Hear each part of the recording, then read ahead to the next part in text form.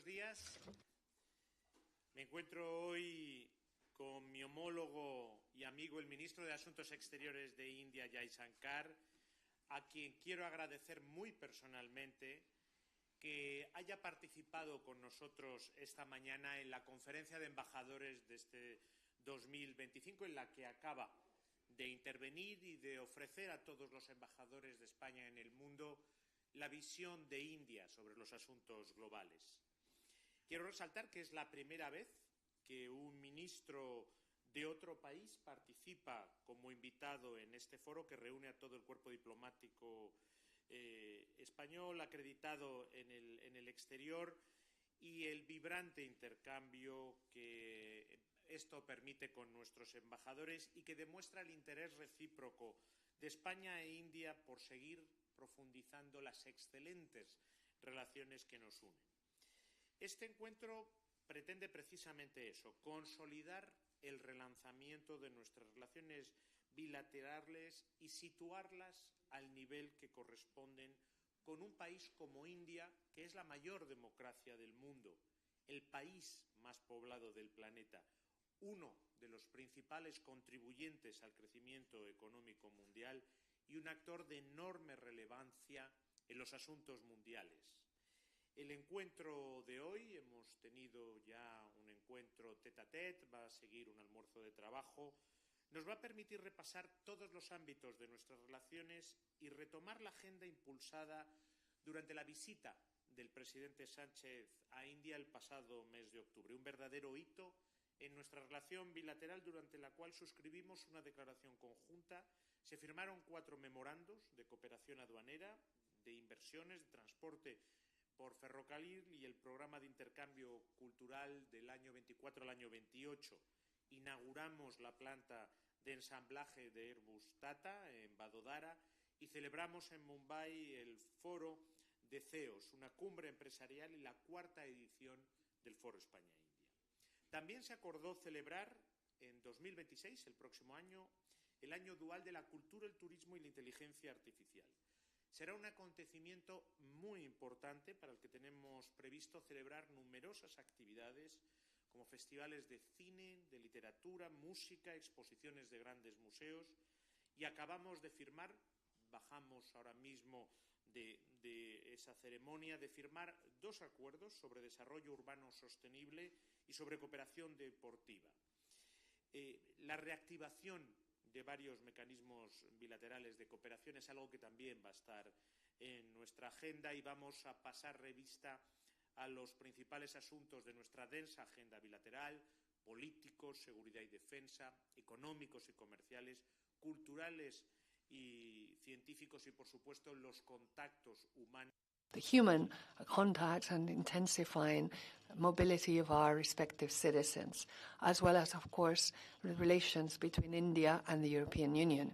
And Spain has great hopes for this bilateral summit, which will be held this year, in which we hope to agree on a new strategic agenda between the 2 regions, between India and Europe, and to give a new boost to negotiations between the European Union and India. We're also, of course, going to review the international context, situation in the Pacific region, the main global affairs, and, of course, we will be discussing crucial aspects such as funding for development, where India will play a crucial role in that summit for funding for development of the UN, which will take place in Seville here in Spain in June this year. So thank you very much again, Minister Jaishankar, for having agreed to join all of our Spanish ambassadors here today as a guest in our conference, and for these very busy 2 days of India-Spain work, which we'll be holding. You have the floor, sir. Muchas gracias, ministro Álvarez. Creo que esta es la 5ª ocasión en la que nos reunimos en los últimos 2 años, si no me equivoco. Para mí es un placer estar hoy. Privilege, great honor that you invited me to address the Spanish Ambassadors Conference, and I hope some of the thoughts that I put before them would be useful as you deliberate on your own foreign policy priorities. Minister, as you pointed out, I'm here a few months after President Sanchez's very successful visit to India.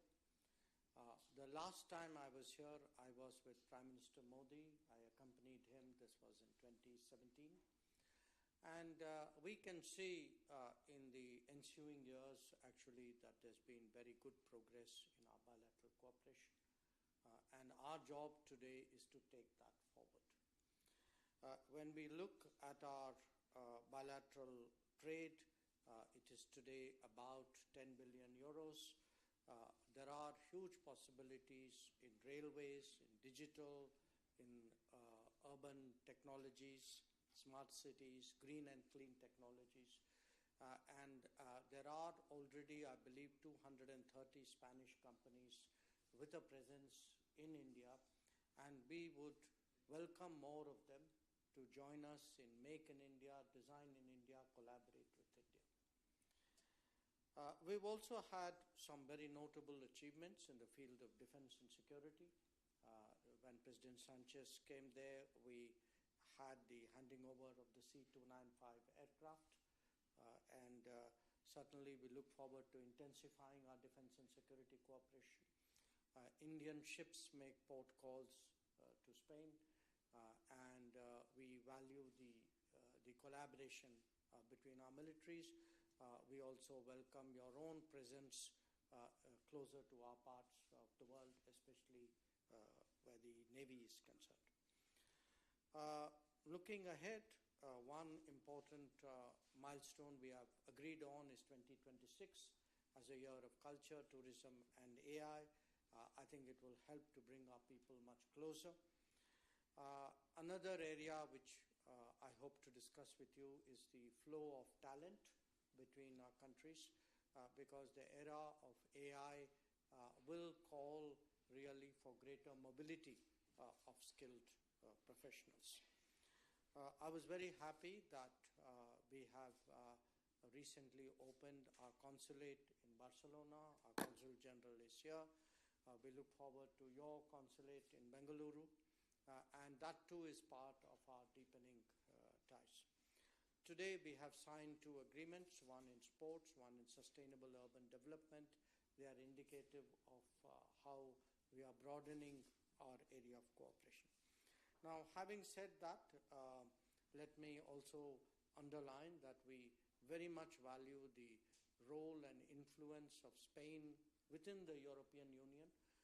We are striving for a closer partnership with the EU, and I think if the voice of Spain is more clearly and effectively there in Brussels in support of the relationship, it would certainly, I think, help deepen our ties there. I also want to remind all of you that India actually has fairly strong interest in the Mediterranean. When we look at the Mediterranean as a region, our annual trade with the Mediterranean today is about $80 billion. We have Indian companies who have airports, who have ports. It's a very important region for fertilizers. We have strong defense and security. We have potentially big green hydrogen projects in the Mediterranean. So I do want to underline that India will be more visible in the Mediterranean in times to come, and certainly in that process we count very much on Spain's support. We also have a very good history of collaborating in the G20. Your presence, your contributions to the G20 have always been valued. We want to intensify that. Where the UN is concerned, we not only work closely, but we are deployed in Lebanon. Our peacekeepers are deployed in Lebanon and Golan Heights. And again, I think we have common interests here to advance. We've had the beginnings of our conversation on global and regional issues. I look forward to continuing it after this press conference. But certainly, recent global developments, what is happening in the Indo-Pacific, the situation in the Middle East, the future of developments in Ukraine. I think concerns about terrorism. I think these are all issues which will be on our agenda. And let me conclude by saying this. The world may look today a little volatile and uncertain. It is important that countries and partners who have similar attitudes and converging interests work more closely. I'm very confident that strong India-Spain relations and a strong India-EU collaboration can be a stabilizing factor in a turbulent world. And I certainly hope that my conversations with you and with your leadership would help advance that process. Thank you very much.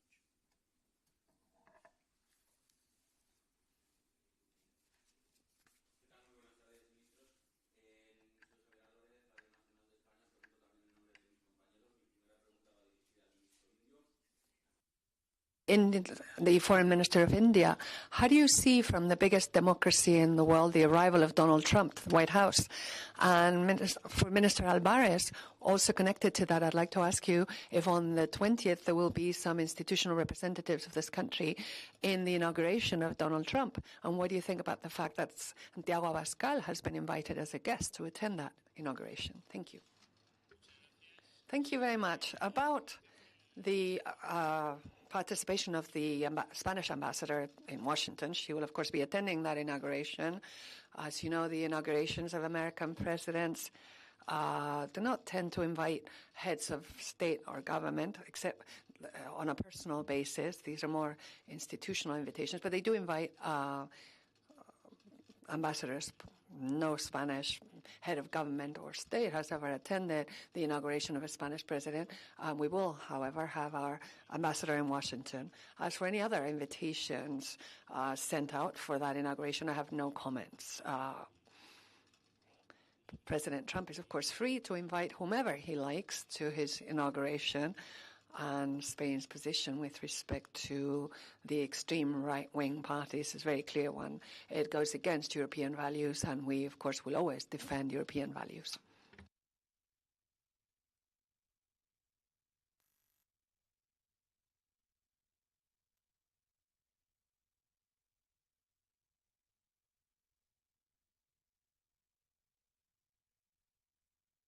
Mechanism in the Indo-Pacific.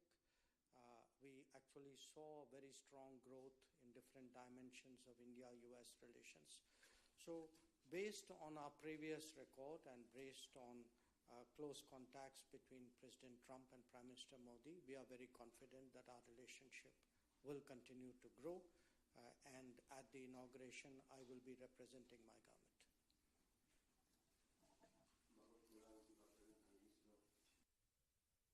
Minister. Yes, good morning, Minister. My question is if you could explain what happened last week when everything was ready for opening the customs to Ceuta and Melilla, and in the end, no trucks were able to get through. When do you think that finally those customs or those border controls will be operating normally? And finally, Podemos has asked the government today to ban the entry of the Maccabi team from Tel Aviv and its supporters. I wonder if the government is going to take any steps. Yes, as for the first question, both countries did think that last January 8th might be the first official crossing. There have been several tests before that which worked well, but it seems there's still some work to be done on the part of both sides with regards to those customs procedures that we can overcome any technical issues. What I'm surprised to hear about these customs issues is that no one ever, before the Spanish-Moroccan roadmap agreement, ever thought even or suggest that one day there might actually be a customs post in Ceuta or reopen the one in Melilla. Everyone lived quite happily without them. And yet now, every so often, we hear comments from about it from people who never cared or worried about there being a customs post in Ceuta or reopening the one in Melilla. And these days I've had to hear quite a lot of lies and some very stupid statements about that future customs post. But in fact, now that we have firm political commitment from Morocco to open it, we will continue to work until it becomes a reality, as stated in the Spanish-Moroccan roadmap. And I do want to say to all citizens of Ceuta and Melilla that they can count on my personal commitment, because those two cities are amongst my most beloved Spanish cities. And as for